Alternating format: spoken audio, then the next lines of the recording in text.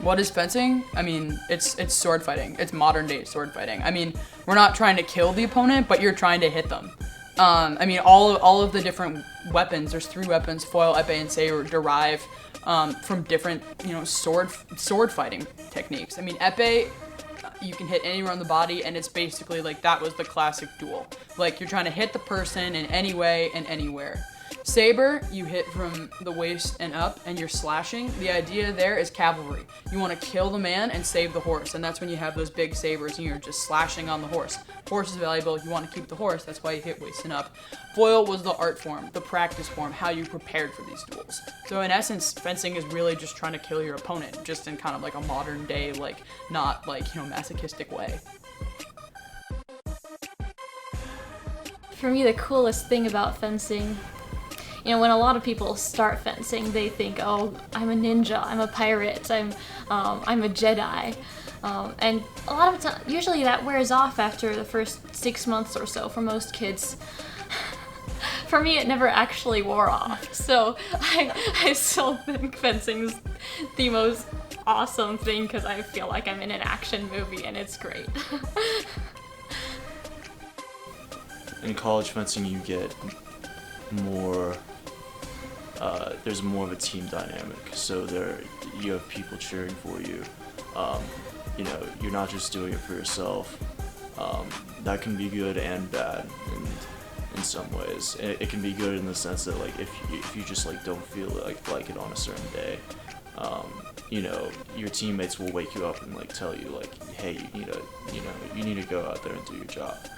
And on the other hand, you can like the pressure of like other people relying on you can also be like overwhelming as well. So I mean like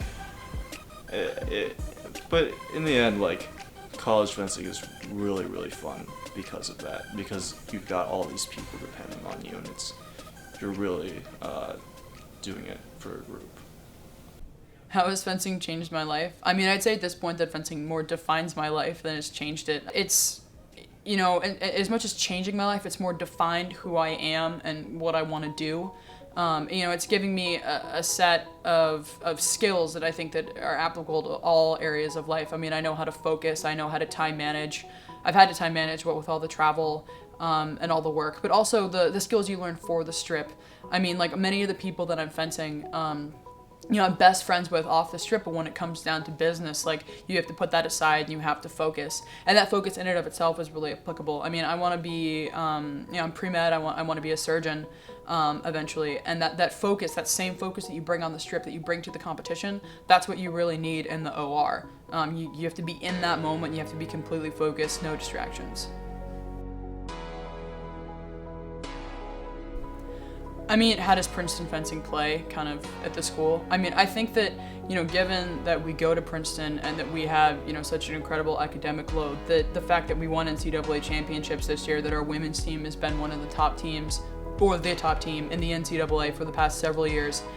You know, I think that, you know, when people say, oh, Princeton has a fencing team, I think we get a little less credit here than, you know, we deserve. I mean, we all know how the football and basketball teams are doing.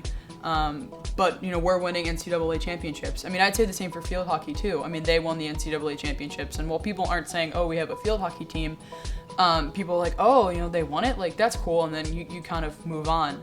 And I think that just kind of streams from mainstream U.S. culture, that fencing just isn't that prevalent a sport in the U.S. I mean, there's thousands of kids that do it, but it doesn't have the media attention that the main sports like basketball, baseball, you know, hockey have, and I think that really matriculates down into a collegiate level, and we see that we do have a very good team, but then people are surprised that we even have a team at all. What does it feel like to be a fencer compared to any other sport? I mean, I played a lot of other sports. You know, I played soccer, I played basketball, tennis, volleyball. I mean, pretty much you name it, and I've done it. You know, I think, you know, for starters, fencing is such an individual sport, and there are other individual sports. I mean, tennis. You know, golf, like there are individual sports, but that's not unique in and of itself. But the fact that like when you're on that strip, you kind of have to piece it all together. And it's really up to you. And the fact that, you know, when we come to college, before college, fencing is truly an individual sport in the sense that there's not really team. I mean, there's U.S. team events, but apart from that, like, there's really no team component to fencing. And then you come to school and you piece it together and you really become a team, because you go from fencing just individually to a complete team format where it's not just it's not just how like you do, but it's how everybody does, and it's combined. So it's not like, you know, you're looking at, okay, you have, you know, X many wins and they have X many wins. It's like the whole team, everybody, all the weapons, all of your people combining. I mean, how does Princeton University's team compared to other people's teams? I mean, I guess for starters, I'd say we're the best. You know, kind of, you know, I think both in terms of like our fencing capability and in terms of kind of who we are as a team. I think when it comes down to it, we really come together. And what sets us apart, I mean, I think we're internally motivated. Our fencers are all motivated not to just do the best they can inside the NCAA, but do the best they can within themselves to be the best fencers they can be. You know, not comparing themselves to external standards, but internal standards of who we want to be as fencers. And I think that collective attitude really comes together when we get on that strip.